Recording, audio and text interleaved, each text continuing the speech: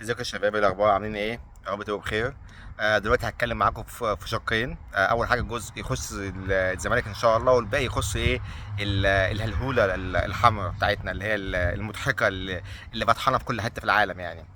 اول حاجه بخصوص نادي الزمالك، الحمد لله انا كنت اعلنت لسه من كام يوم، قلت لكم يا جماعه ان شاء الله في خلال 48 ساعه هيتم تعيين جون ادوارد. والنهارده الصبح عودت على الفيسبوك، كتبت ما فيش بوست بعديها بساعه، ساعه ونص تعمل، قلت يا جماعه كده هيتم تعيين جون ادوارد.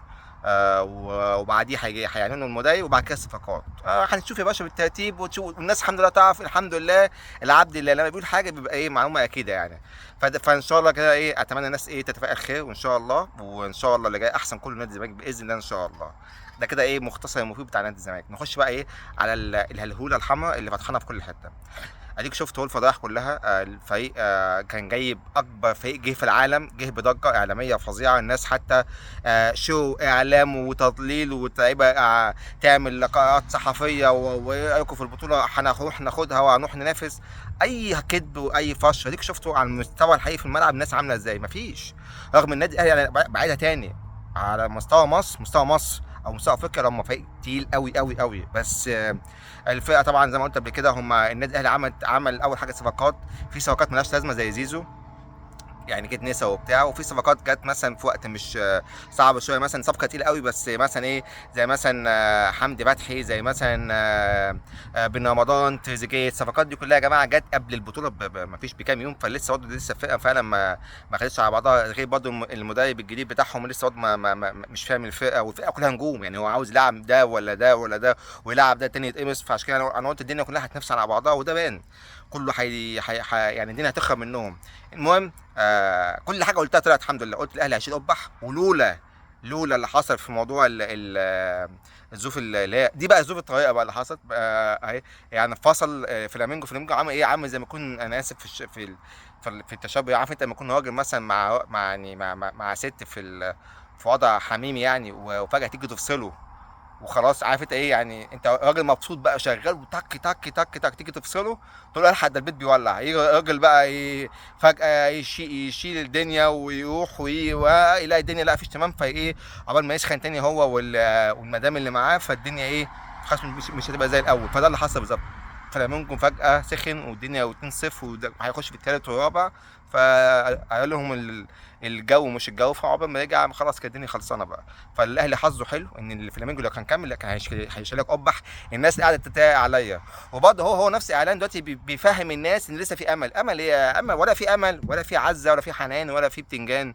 امل ايه يا ابو امل؟ ده النادي الاهلي النادي الوحيد اللي في البطوله. دي بقى الارقام بقى القصيره بقى، لازم بقى الواحد كده ايه يفتخر بيها بقى. النادي الوحيد في البطوله هو اوكلاند سيتي، ما جابوش اهداف. حاجه فظيعه يعني، حاجه فظيعه. وتيجي في الاخر ايه، انا ناس كده في الكومنتات يا كذا يا ابن كذا مش عارف ايه. والله العظيم ايه، اصل انت تحب ريتش بتحب الاهانه. اول حاجه اصلا ابقى بعمل كميه بلوكات فظيعه للناس دي، طبعا مش محترمه. وبعدين يا سيدي انا عاوز ريتش، خليك انت ذكي بقى وما تدينيش ريتش ده، ما تتفرجش عليا اعمل لي بلوك. لكن انت اللي عاوز تديني ريتش، فاديني ريتش يا باشا. فادي اللي هناخده من النادي الاهلي والاعلام الفاسد بتاعه. ما شفناش حتى اسمه ايه ده تركي الشيخ عمل حاجه نص 10% من اللي عمله النادي الاهلي مثلا للهلال. لبس الناس كلها ازه وقال لك يلا بينا نقف في الاستوديو وكلنا من النهارده السعوديه كلها هلال وكلنا ازه وما فيش مش عارف ايه ومفيش ما شفناش الهبل ده. الترجي لسه خلص، لسه ماتش خلصان، هو كسب. الترجي كسب. الترجي محترم طبعا اهو، اللي هو قال كتير جدا من النادي الاهلي وسكواده، قال كسب.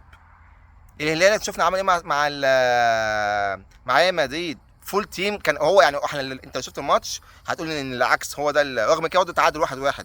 سان داونز كسب. العين انا بقول لك اهو اسمه ايه ده الوداد عمل ماتش عالمي مع مان سيتي، بس لولا الحظ كان عندهم عايزين حد يخلص كان خلص. وبقول لكم الوداد على الاقل هياخد نقطه او هيجيب اهداف او على ايه هيكسب ماتش يعني هيعمل حاجه. انت ما فيش خالص، انت ميح وحد يغلب الماتش اللي جاي. وبقول لك اهو حد يغلب. الناس بقى ايه ماسكه احنا لو كسبنا بورتو.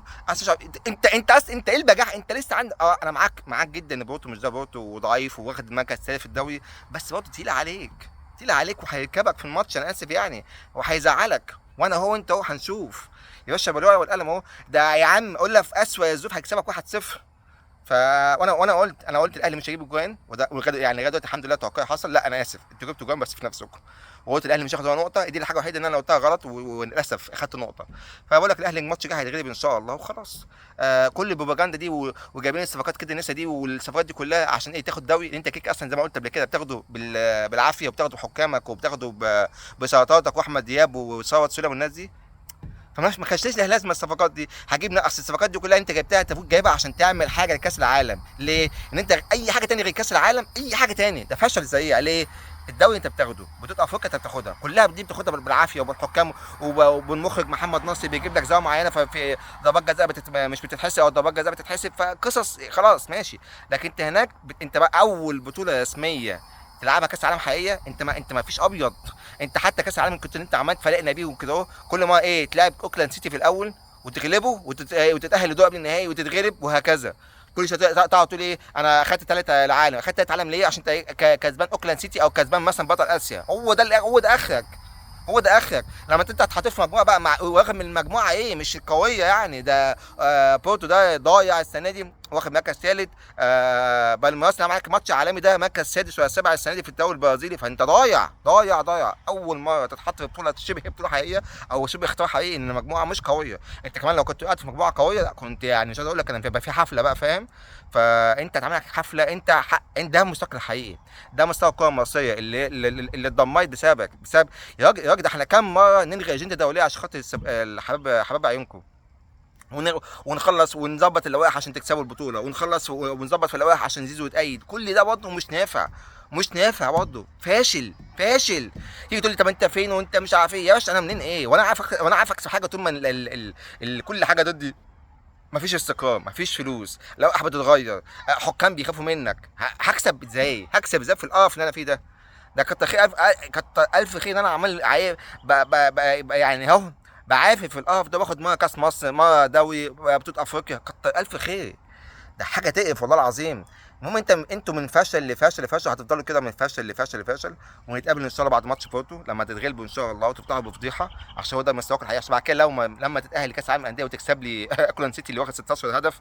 فهو ده الفرقه الوحيده اللي عامله ارقام سلبيات في الدوري دي كلها، الاهلي واوكلاند سيتي. تخيلوا، والاثنين الوحيدين ما جابوش اهداف هو الاهلي واوكلاند سيتي.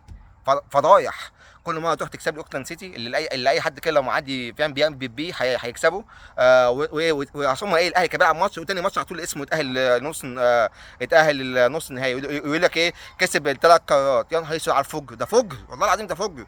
او تلعبي بطل اسيا وتكسبه وتروح تاني نص النهائي تتغلب كالعاده، وبعد كده تاخد مركز ثالث. لما تلعب مثلا فرقه مثلا زي مثلا ايه فرقه من امريكا الشماليه، مثلا زي فرقه من ضايعه من امريكا ولا بتاع ده ولا من المكسيك مثلا. فضياع ضياع ضياع ضياع. انتوا يعني حاول ايه بس إيه اعلام فاسد وكل حاجه فاسده.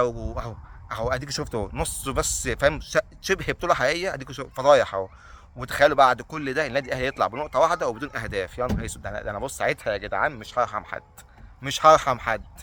فنتقابل بقى بعد ماتش بورتو كده، ونتقابل بعد الفضائح دي كلها والصفقات دي كلها. انت جبتهم كل المليارات دي على الفاضي عشان تاخد الدوري. يعني انت جايبين زيزو وتريزيجيه وي عشان انت اصلا تاخد الدوري اساسا بعلي حكشه وعم نصوحي ومش عارف مين وناس فاهم يعني. انت بتاخد الدوري باي حد. فانت جايب ده عشان تاخد الدوري؟ لا، انت جايب ده عشان اول حاجه عشان تغيظني وتهد الفرقه اللي بتنافسك شويه وخلاص، وتعمل صفقات كد نسا وخلاص. بس هو ده تمامك. لكن في الحقيقه انت ما فيش ابيض.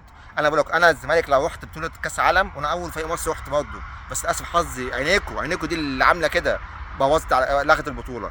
انا يا باشا لو رحت من اول ماتش فانا عامل ايه؟ وبعدين ده الفرقه كلها يا راجل، ده مازين بيتاهل النهائي، رجاء يتاهل، العين يتاهل، مين تاني يتاهل؟ الهلال يتاهل. يعني شوف كام فريق يتاهل النهائي وانت ما فيش بلاطه ميح. فهقول لك ايه، انت بص سامع ميح بقى. ونتقابل بعد كده ايه ان شاء الله كده بعد ماتش بورتو كده، عشان يبقى الموضوع بقى ايه بقى كده. ومبروك طبعا الترجي، يعني انا برضه ما بحبوش يعني ما نلزمنيش، بس هو اي حد الناس كلها بتنجح الا انت. فبص والترجي ما صرفش نص الفلوس اللي انت صرفتها دي. يلا سلام.